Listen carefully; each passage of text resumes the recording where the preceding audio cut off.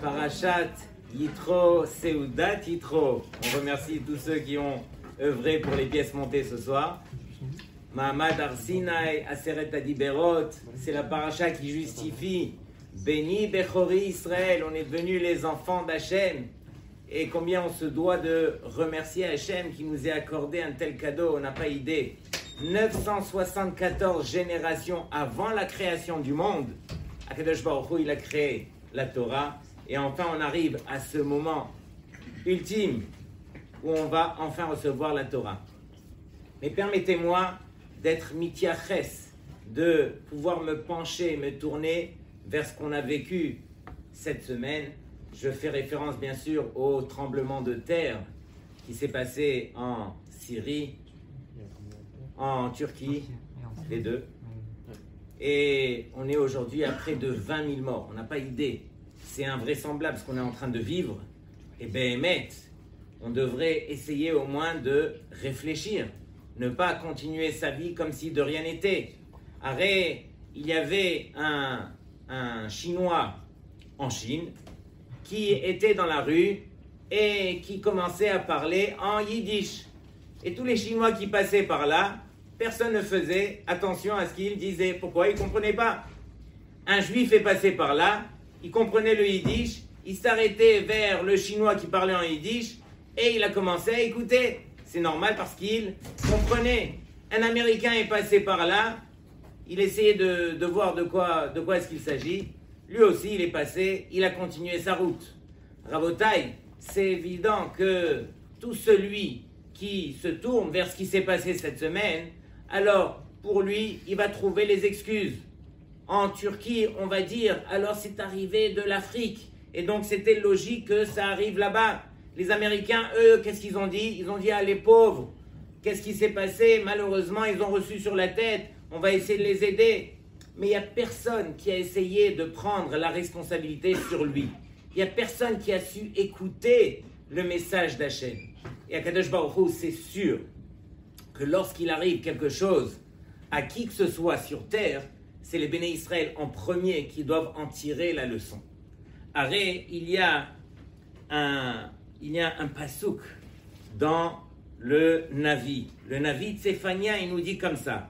Ichrati goim nashamu pinotam hecheravti chutzotam.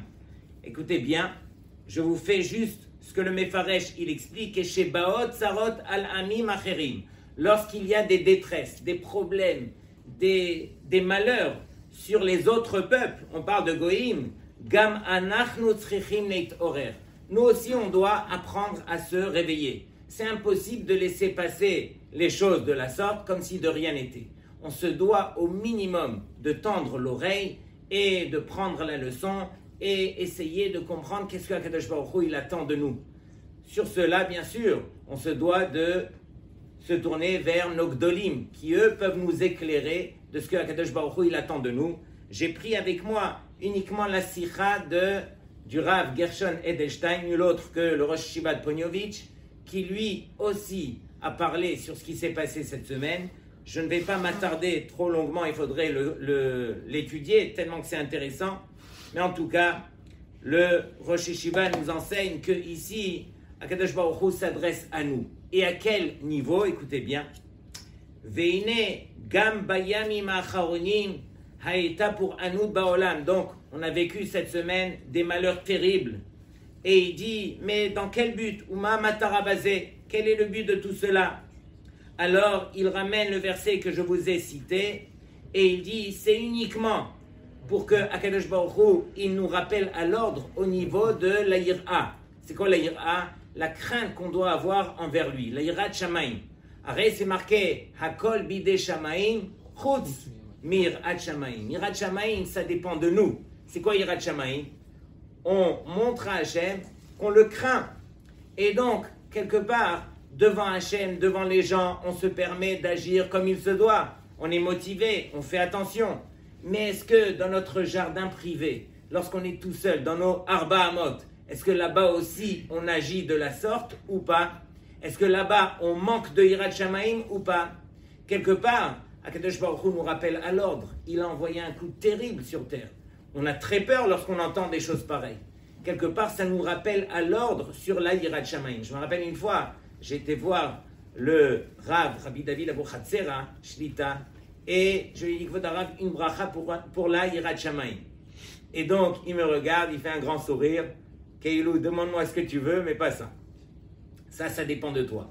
Je lui ai dit, est-ce que j'ai le droit de prier pour la Yirat Shamayim? Il m'a dit, Vadaï, on se doit de prier. Lorsque l'homme, ça veut dire tout dépend de lui au niveau de sa Yirat Shamayim, bien sûr qu'il peut se tourner vers Hachem et demander à Hachem, s'il te plaît Hachem, permets-moi d'être Yireh Shamayim, permets-moi d'avoir la crainte du ciel, permets-moi de vivre pleinement ce que je sais au niveau de ma tête et ce que je dois ramener vers mon cœur. Très souvent, c'est ça les différences. On sait au niveau de la tête, mais est-ce qu'on agit en fonction de ce qui est dans notre tête? Est-ce qu'on arrive à le ramener vers notre cœur au point de le vivre de la sorte, oui ou non? Ça dépend. Et donc, le Rabbi nous dit comme ça, et du ciel, on nous donne une raison justement pour la crainte du ciel. Et on sait que la yir'a, c'est une mitzvah de la Torah, et Hashem Elokecha tira, et il y a beaucoup de psukim dans la Torah où on fait référence à la yir'a. Et donc, il conclut en disant, Min hashamaim rotzim shenosif yirat shamayim. Et du ciel, on vient nous faire signe qu'on se doit de rajouter de la yirat shamayim. On ne peut pas laisser un fait pareil, invraisemblable, sans tenir compte. Venotnim lanu hit orerut lekayem ma shanu chayavim. Et on nous donne l'occasion de se réveiller sur ce qu'on doit absolument accomplir. Alors bien sûr, c'est très malheureux. Et ça s'est passé d'un côté du monde où à la limite on peut se dire non, kapara, et nous on continue notre vie. Mais il faut réaliser que tout ce qui se passe, même dans le coin le plus écarté du monde, le Chafetz Chaim nous dit que c'est Akadosh Baruch Hu qui s'adresse à nous les Béné Israël. C'est pour nous que le monde a été créé, puisqu'on est le but ultime de ce monde, si on accomplit la Torah bien sûr. Donc c'est ce qu'on va voir un petit peu. Donc je reviens à notre acteur principal, Yitro. Imaginez, Yitro qui était nul autre que l'emblème de la Avodah Zara. C'était lui, quelque part, le prêtre, où tout le monde allait vers Yitro. C'est quelle Avodah Zara que je devrais servir? Comment est-ce qu'on la sert? Et ainsi de suite. Il était vraiment le summum de la Avodah Zara. Et voici que la Torah choisit d'appeler cette belle paracha, la paracha de Matan Torah, au nom de Yitro. Et pourquoi? Justement parce que Vaishma Yitro. Yitro, il a su écouter. Écoutez, sachez que ce n'est pas donné à tout le monde. On écoute beaucoup de choses, mais combien de choses font Rochem? Ils s'imprègnent à l'intérieur de nous au point que la vérité, alors on arrive à vivre avec cette vérité. Il y a très peu de gens, beaucoup de gens entendent encore une fois beaucoup de choses, mais il y a très peu de gens qui vont bouger. La preuve en est, c'est que la Torah se permet de nous dire que Vaishma Yitro, il a entendu, mais tous les peuples ont entendu. Les peuples, ils ont tremblé. Qui c'est qui n'a pas tremblé lorsque il y avait Kriyat Yamsouf? Qui c'est qui n'a pas entendu tous les miracles que Akadosh Baruch Hu? Mais il n'y a que Yitro qui est venu, Rashi de dire Mashemu Hashama Uba. Qu'est-ce que Yitro il a entendu pour venir? Alors Kriyat Yamsouf ou Milchemet Amalek. Donc si je m'arrête déjà, le seul qui est venu parmi tous les peuples qui ont entendu, c'est Yitro. Donc sachez que ce n'est pas les miracles qui vont nous faire bouger sur terre, c'est uniquement la préparation qu'on aura à l'intérieur de nous qui pourra vraiment nous permettre d'y arriver. Je vous avais raconté peut-être une fois que j'avais été dans un séminaire avec le Rav Ron Shaya, et assis à ma table, il y avait un bachour qui me racontait au travers de tout le Shabbat que dans 2 ou 3 semaines, il allait se marier avec une Goya. Il ne faisait pas Shabbat, il était assez loin. Arrive Seuda Shishit, il me dira, je dois vous raconter quelque chose. Mon papa était un érudit, un Talmid Chacham, quelqu'un qui étudiait toute sa vie. Et il est niftar il y a un peu plus d'1 an. Et je n'ai jamais vu mon père en dehors de sa petite pièce à la maison où il avait ses livres, il étudiait. Et moi je me suis dit, peut-être qu'il ne comprend pas vraiment c'est quoi l'étude et tout, mais il insiste, au point de me dire que notre père nous a demandé de l'enterrer en Eretz Israël. Et il se trouve qu'il est niftar avant un Shabbat où il y avait plusieurs jours qui étaient fériés. Bekitour, il y avait 6 jours à attendre avant de pouvoir l'emmener en Eretz Israël. Et donc les rabbinim nous ont dit non, on n'a pas le droit de le faire souffrir à ce point. Et donc enterrez-le en France, mais vous faites une condition, un tenaï, que dans un an, vous allez le déterrer et l'emmener en Eretz Israël. Mais Kitsour, c'est ce qu'ils ont fait. Un an après, ils l'ont déterré et ils l'ont emmené en Eretz Israël. Lorsqu'ils l'ont emmené en Eretz Israël, c'est pas comme ici, on n'enterre pas dans un cercueil, on met le corps à même la terre. Et lorsqu'il me dit, lorsqu'on a pris le corps, c'est-à-dire on a voulu le mettre, alors justement, ses jambes se sont découvertes. Voilà, exactement. Et on a pu voir ces jambes qui étaient intactes un an après. Un an après, les jambes intactes et tout, pour nous dire qu'il est resté kadosh, quelqu'un qui étudie la Torah, qui fait les mitzvot, même son corps se sanctifie. Et donc il me raconte ça, il me raconte qu'il a déterré son père un an après, et qu'il avait enterré en Eretz Israël, et qu'il était fier de me dire que son père c'était un grand ami de Raham, mais sa vie continuait telle qu'elle, il allait se marier avec la Goya 2 à 3 semaines après. Et moi dans ma tête je me suis dit, mais quoi, tu te réveilles pas? Tu n'entends pas ce que tes yeux ont vu, ce que la vérité elle est? Eh bien non, quelqu'un qui veut entendre, il entend parce qu'il s'est préparé à entendre. Quelqu'un qui ne fait que recevoir, eh bien ça peut lui passer par la tête, et Dieu seul sait combien de choses on peut voir sur terre, mais ce n'est pas pour autant qu'on va changer. La preuve en est, regardez ce qu'on est en train de vivre cette semaine. Tout ça pour dire que... Comment? Alors, c'est quoi la fin de l'histoire? On l'a suivi, Baruch Hashem, on l'a suivi, et jusqu'à ce qu'il a accepté donc de faire tchouva, en tout cas sur la Goya. Plus que cela, je ne peux pas vous dévoiler, mais en tout cas, il ne s'est pas marié avec la Goya. Maintenant, Yitro, regardez bien, lui, il a perdu énormément de choses, Yitro, quand on y pense. Il a perdu tout le kavod auprès des yeux de tout le monde. C'était quelque part le pape de l'époque. Il a perdu tout son kavod. Tout le monde lui a tourné le dos. Personne ne voulait plus lui faire des cadeaux. La preuve en est, c'est que ses propres filles, lorsqu'elles sont parties pour justement prendre de l'eau et tout ça, il a fallu que Moshe Rabbeinu, il se mêle et qu'il donne aux filles. Pourquoi? Parce que personne ne voulait plus aider Yitro, c'était fini. Mais Rabotai, personne ne peut imaginer quelqu'un qui fait pour la Torah, alors c'est évident qu'il ne perd rien. Cette semaine, alors un des grands Dayanim, Rav Diner, il a raconté qu'il y avait un juif qui habitait à New York et qui avait économisé de l'argent pendant quelques années. En fin de compte, son ami lui dit, s'il te plaît, prête-moi cet argent, j'en ai vraiment besoin. Quelqu'un qu'il connaît bien, et finalement, il lui prête l'argent. Il lui prête plus de 10 000 $. En fin de compte, son ami ne vient pas lui rembourser, il le rappelle, il lui dit j'en ai besoin, et il lui dit regarde, arrête de me casser la tête, je vais te donner que la moitié, et c'est fini.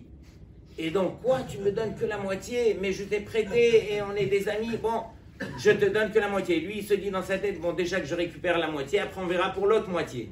Et donc, il prend sa voiture, et il lui dit regarde, si tu es là dans l'heure qui arrive, de l'autre côté de New York, si tu es là dans l'heure qui arrive, je te donne la moitié. Sinon, oublie-moi, c'est fini. Il prend sa voiture et il commence à tracer. Il va d'un côté, de l'autre et tout ça. Et en fin de compte, lorsqu'il se rapproche de l'adresse, alors il entend la police derrière lui. Mettez-vous de côté. Il a brûlé un feu rouge. Et en fin de compte, la police l'arrête et qui commence à lui donner un PV de 500 $. Et lui, il est dans la voiture, moi j'ai fait que du chesed, j'ai prêté cet argent, et en fin de compte, il y a tout qui me retombe dessus. Alors, il se retourne vers le policier, je vais vous dire la vérité.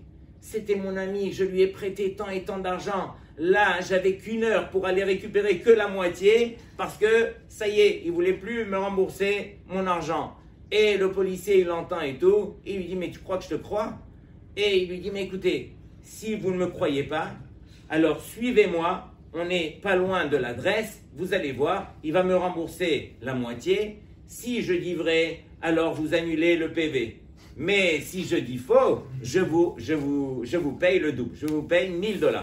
Le policier, il lui dit, ok, j'ai attrapé un bon poisson, je suis sûr qu'il ment. Et donc le policier, qu'est-ce qu'il fait? Il pousse la circulation, il le fait arriver plus vite, et donc le policier arrive avec lui chez l'ami. L'ami, il regarde par le trou, et il voit le policier avec son ami.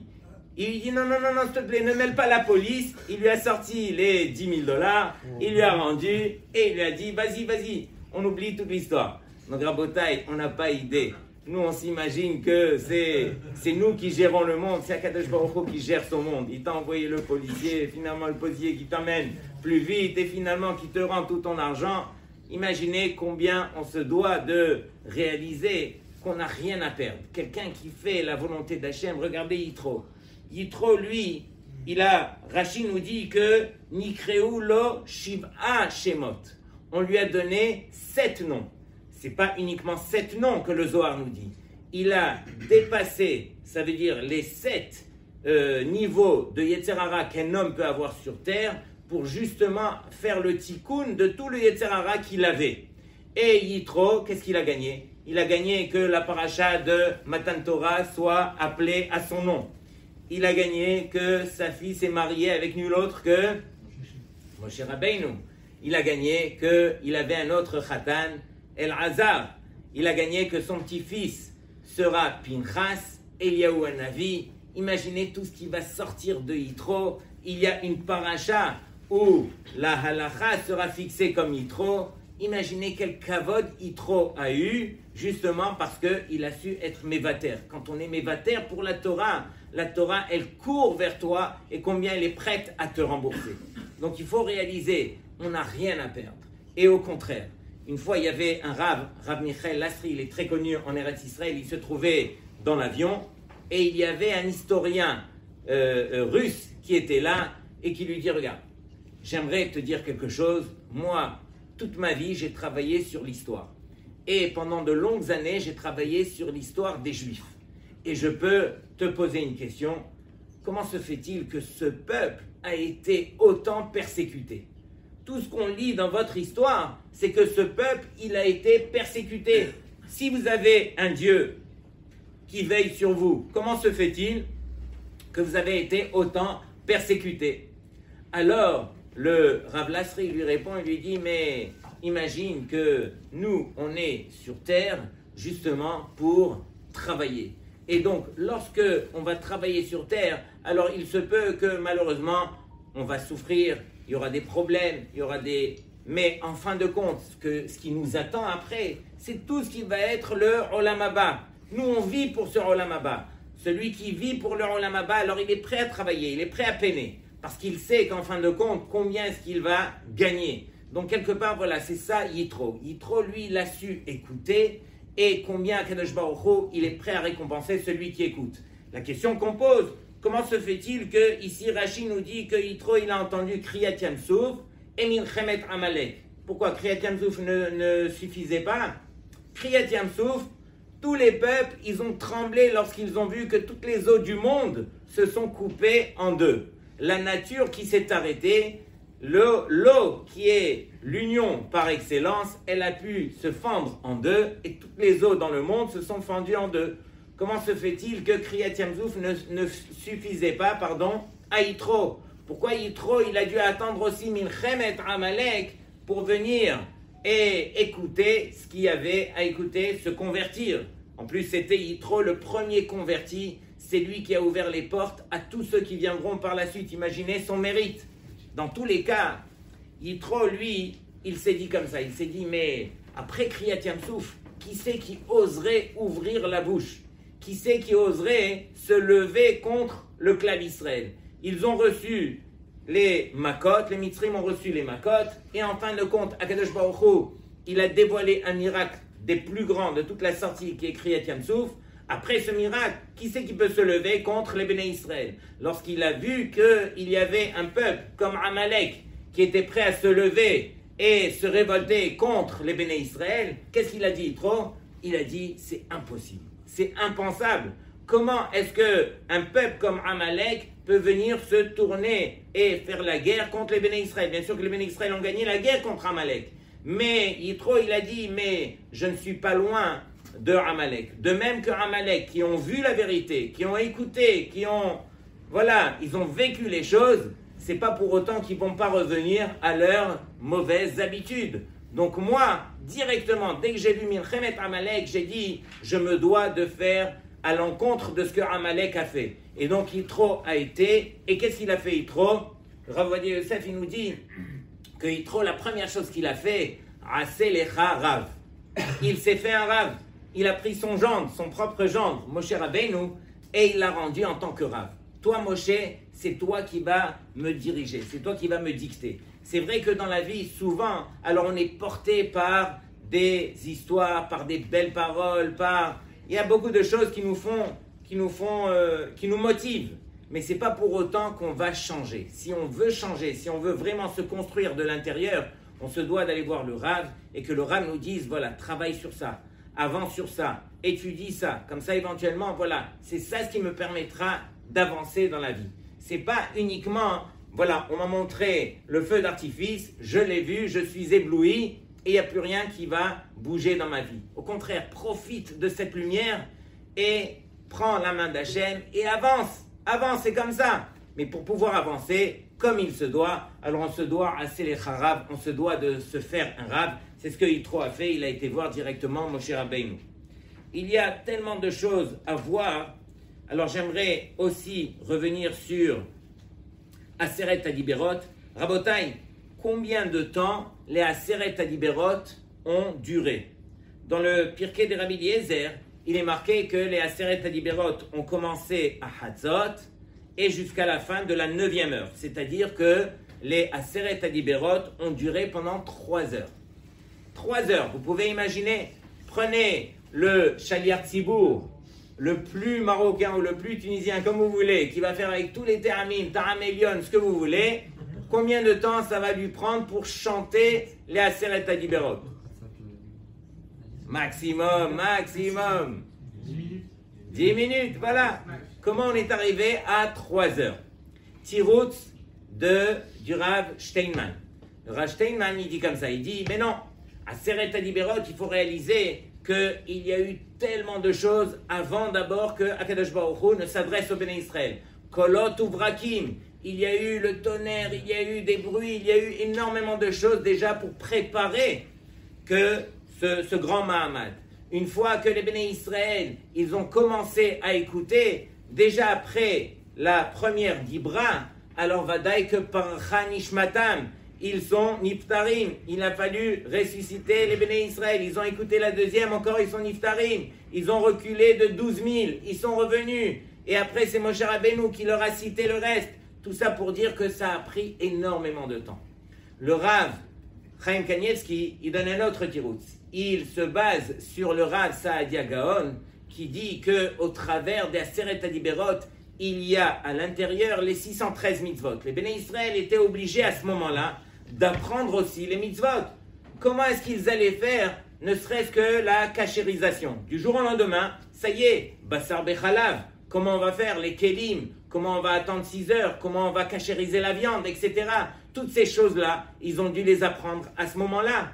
D'où les 3 heures de temps, justement, pour que les Béné Israël, ils apprennent le béaba de ce qu'ils devaient faire, ça veut dire au moment où ils étaient en train de le vivre. Tout ça pour dire que les Béné Israël, eux, ils ont eu ce srout, que Akadosh Baruch Hu s'est adressé à eux, et on sait que Aseret Adiberot, alors elle se termine justement par la dibra de l'otahmod. Que veut dire l'otahmod? Ne pas convoiter. C'est pas marqué l'otit ave, c'est marqué l'otahmod. C'est l'otahmod ici dans le premier, ici dans Parashat Yitro, c'est marqué l'otahmod. Là-bas après dans quel parasha? Vaet Hanan. Maintenant dans Parashat Yitro, l'otahmod, regardez bien, c'est marqué l'otahmod bedrecha shoro avdo vahamoro. Et donc ici, on n'est pas en train de s'amuser, on est en train de te dire que tout ce qui appartient à ton ami, tu n'auras pas le droit de te tourner, de te sensibiliser vers quoi que ce soit qui appartient à ton ami. Sur cela, bien sûr, on pose la question évidente, Akadosh Baruch Hu, ordonne-moi des choses qui sont à ma portée. Or, le fait de ne pas vouloir convoiter, c'est très difficile. c'est contre ma volonté. Je vois la belle voiture, je vois la belle villa, je vois etc. Alors, très difficile pour dire à ma tête ou à mes midot, ne convoite pas, tu n'as pas le droit de demander. Et regardez bien qu'est-ce que le Midrash nous dit, il est cité par le Bnei Issachar. Hine yadua ki kol Torah kelula be'aseret hadiberot. On sait que toute la Torah, elle est incluse justement dans les aseret hadiberot. Et be'aseret hadiberot kelulim kulam bedibur ha'acharon. Et tous les aseret hadiberot, ils sont inclus dans la dernière dibra, dans l'otahmod. Et ve'ainu. Leidratzot bigzerotav itbarach asher mana mimenu hatov ahu hanitan lahavero. Akadosh Baruch Hu, il nous a décrété de ne pas désirer qu'est-ce qui appartient à notre frère, mais d'accepter cela. Yarshov ki hu itbarach levado hayodea naot ve'atov haraui lekol echad. C'est uniquement Hachem qui connaît et qui sait exactement quels sont les plaisirs qui doivent appartenir à mon prochain. Donc quelque part, lorsque je vois que mon prochain il a telle et telle chose, pour moi, je dois réaliser que si c'était à moi, alors ça aurait été un poison. Pour lui, c'est quelque chose de bien, mais pour moi, c'est exactement le contraire. Donc on n'a même pas à lever les yeux, on n'a même pas à vouloir regarder ce qu'il y a chez l'autre. Malheureusement, la société, elle est ce qu'elle est et elle nous construit de la sorte. C'est-à-dire que tout ce qu'on a, nous, aujourd'hui, c'est ce qu'on a voulu de ce qu'on a vu de notre ami, malheureusement. Mais laissons Akadosh Baruch Hu gérer son monde. C'est lui qui nous donne, c'est lui qui fait, c'est lui qui a donné à mon ami et il avait toutes les bonnes raisons de donner à mon ami. Si moi je n'ai pas eu cette chose-là, c'est que pour moi je ne devais rien faire par cette chose-là, je n'avais pas à me réaliser par cette chose-là. Tout ça pour dire que c'est toute la émouna qui tourne autour de ce dernier dibour de l'otahmod. L'otahmod, c'est réaliser encore une fois que j'ai la émouna, que ce que Akadosh Baruch Hu m'a accordé, c'est ce que j'avais besoin. Plus que cela, je n'ai pas besoin.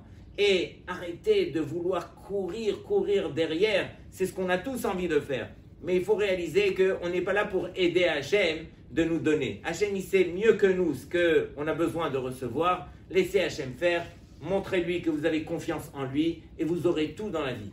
Et pendant le temps, parce que le malheur dans tout cela, c'est que lorsqu'on ne vit pas la chose, alors on est constamment en train d'espérer, d'attendre, de vouloir, et on prie, et on continue et tout ça. Mais reste là où tu es, vis au présent. Déjà, apprécie ce que tu as.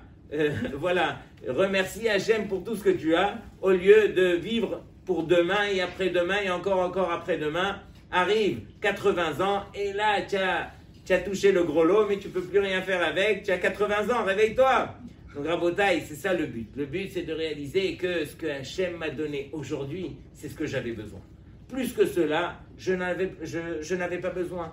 Et qu'on arrête, encore une fois, de regarder l'autre. Si on veut regarder l'autre, c'est uniquement pour voir le bien chez l'autre. Pas autrement. C'est uniquement de la sorte qu'on va rester heureux. Tout ça pour dire que il y avait un Avrech qui avait pris sur lui, en Eretz Israël, d'étudier avec un jeune garçon. Ce jeune garçon avait de grandes difficultés à l'école, et donc cet Avrech, il s'est dit, au moins que je fasse un petit chesed.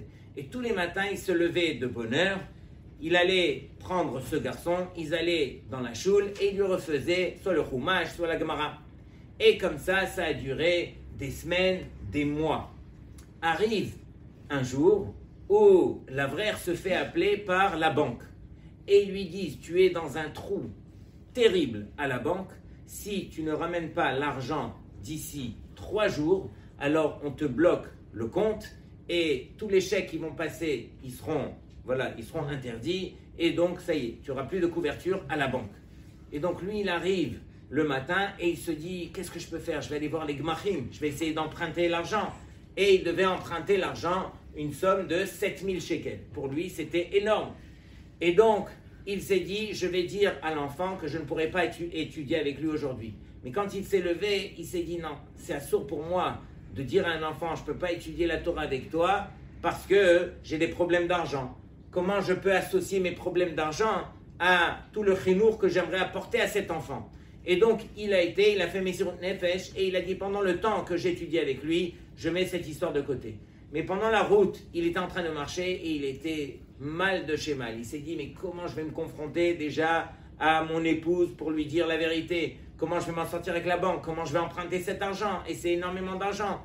Il arrive au Beth Midrash et il s'était promis de mettre cette histoire de côté. Et donc il étudiait avec l'enfant. Mais l'enfant a remarqué que l'Avrech, il n'était pas comme tous les jours. Il lui manquait un demi-sourire. Et donc, il a étudié avec lui, et à la fin, l'enfant lui dit, mais vous n'êtes pas comme tous les jours. Et il dit, oui, j'ai un souci d'argent et tout ça, la banque m'a appelé, j'ai un gros problème et tout. Et l'enfant, il a dit, ok, mais je vais prier pour vous, ne vous en faites pas, je vais prier pour vous. Et ce qui s'est passé, c'est qu'ils se sont quittés, l'Avrech, il est rentré chez lui, il cherchait les solutions, et l'enfant, il a quitté le Beth Midrash, et juste en face, il y avait une Beth Knesset. Il est rentré dans le Beth Knesset, il y avait un minyan là-bas, il s'est rapproché du Héral, de la Parochet, et il a commencé à prier. Mais il n'a pas prié comme ça, il a prié au point de verser des larmes. Et donc, on voit un petit enfant en train de verser des larmes. Il y avait un homme qui était assis, qui faisait cette tefila. À la fin de la tefila, Aleinu et Shaber, il va voir l'enfant, et il dit, dis-moi, qu'est-ce que tu as? Pourquoi tu pries comme ça? Pourquoi tu pleures? Alors il dit, voilà, je veux aider l'Avrech qui étudie avec moi, ça fait des mois. Tous les jours, il me fait un chesed incroyable. J'ai pris sur moi au moins de prier pour lui. Il lui dit, mais c'est qui cet Avrech? Raconte-moi et tout ça. Il lui a raconté. Et il lui dit, mais combien cet Avrech, il lui manque d'argent? Il lui dit, je ne sais pas, il ne m'a pas dit. Il lui dit alors, mais si vous me prêtez votre téléphone, je peux l'appeler tout de suite et on va lui demander. Et donc, il appelle l'Avrech. L'Avrech, il entend combien, c'est quoi la somme? Et l'enfant, il entend 7000 shekels. Et donc, le type, il était à côté de lui, il sort son carnet de chèques directement, il lui fait un chèque, 7000 shekels, il lui dit, va le donner à l'Avrech. L'enfant, il court, il le remet à l'Avrech, et l'Avrech, il reçoit le chèque, et il dit, c'est pas possible, comment une chose pareille, un matin où normalement, je devais ne pas étudier avec cet enfant, finalement, j'ai fait Messirut Nefesh, j'ai été étudier avec l'enfant, finalement, je ne sais même pas pourquoi je lui ai dit que j'avais un souci d'argent à la fin du limoud. Et en fin de compte, grâce à cette Messirut Nefesh, alors cet enfant, il a fait cette filote jusqu'à ce que j'ai reçu ce chèque. Même si j'avais été chez 3, 4 Gmachim, combien Gmachim va me donner? Il va me donner 1000 shekels. J'aurais jamais atteint cette somme. Je n'aurais jamais eu tout ce que j'ai eu. Rabotai, on ne perd rien lorsqu'on fait Messirut Nefesh pour la Torah. C'est ça, Mahamad Har Sinai. C'est réaliser que lorsque Akadosh Baruch Hu, il nous a appelés Béni Bechori Israël, il nous a accordé sa Torah, alors à partir de là, ça doit devenir le centre de notre vie. Notre vie, elle tourne autour de la Torah. Et ce n'est pas le contraire. Malheureusement, on essaye d'adapter notre vie en fonction de la Torah. En Kazedava. Il peut y avoir ce qu'il peut y avoir de 18h35 à 20h, Kolel Erev. On ne quitte pas, on ne loupe pas, même pas une fraction de seconde. C'est votre bracha pour la vie. C'est votre bracha qui vous accompagne. On se doit de tenir Torah.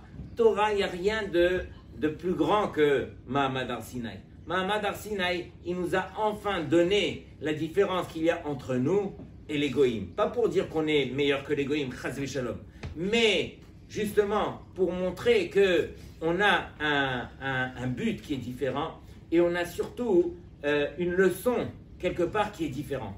On est là pour enseigner aux goïms. Vous savez, j'ai accompagné mon fils, il joue au basket le soir dans un terrain et il joue dans un terrain de goïm. Le prof qui enseigne là-bas, c'est un goï. Tous les enfants qui jouent avec lui sont des goïm. Et moi, je me suis dit, je veux quand même voir mon fils qui a toujours vécu à l'école super religieuse, qui est avec ses tzitzit, avec son truc. J'ai envie de le voir, comment il peut se débrouiller avec les goïm. Mais bien sûr, je ne l'abandonne pas et donc je le suis. Je vais là-bas les 2 soirs, je crois, dans la semaine où il fait son basket. Et comme ça, il joue. Et il joue bien et les enfants sont gentils avec lui et tout ça. Bien sûr qu'il était gêné au début et tout, mais voilà. Et il joue avec ses tzitzit. Et quand j'arrive le soir, des fois, alors j'arrive avec mon chapeau, avec ma barbe et tout, dans le gymnase, il y a les blacks, le truc. Et alors, quelques papas sont venus me voir parce que tous les papas, ils viennent récupérer leurs enfants. Et il y a un papa qui se rapproche de moi, bonjour monsieur et tout. On n'aimerait pas disparaître de ce monde-ci ignorant.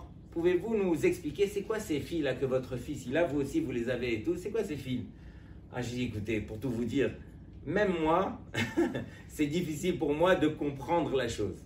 La vérité, il y a beaucoup de choses qu'on se doit de comprendre et d'expliquer. Mais entre nous, si on met ces petits fils et que ces petits fils nous permettent de devenir de meilleures personnes, alors on a tout gagné.